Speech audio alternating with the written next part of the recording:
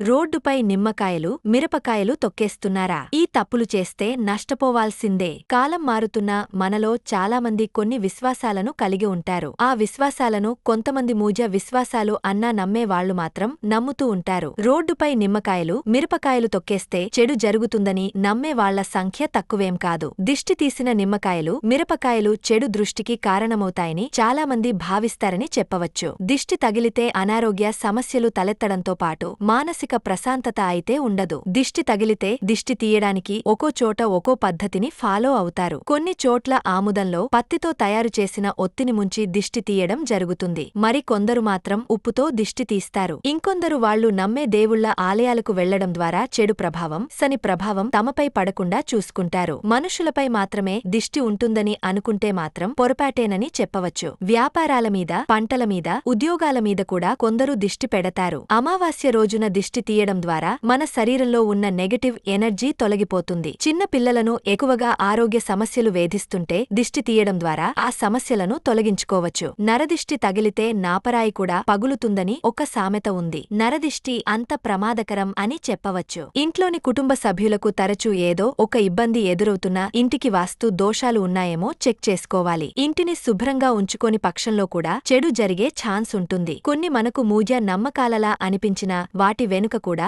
Science ఉంటుంది. నిమ్మకాయ ఎక్కువ పుల్లదనాన్ని, మిర్చి ఘాటైన వాసనను కలిగి ఉంటుందనే సంగతి తెలిసిందే. ఈ వాసన వల్ల ఇవి చెడును తొలగస్తాయని చాలామంది దిష్టి తీయడానికి సైతం వీటిని వినియోగిస్తారు. పొలిమేర ప్రాంతాలలో దిష్టి తీసిన వస్తువులు ఎక్కువగా ఉంటాయి.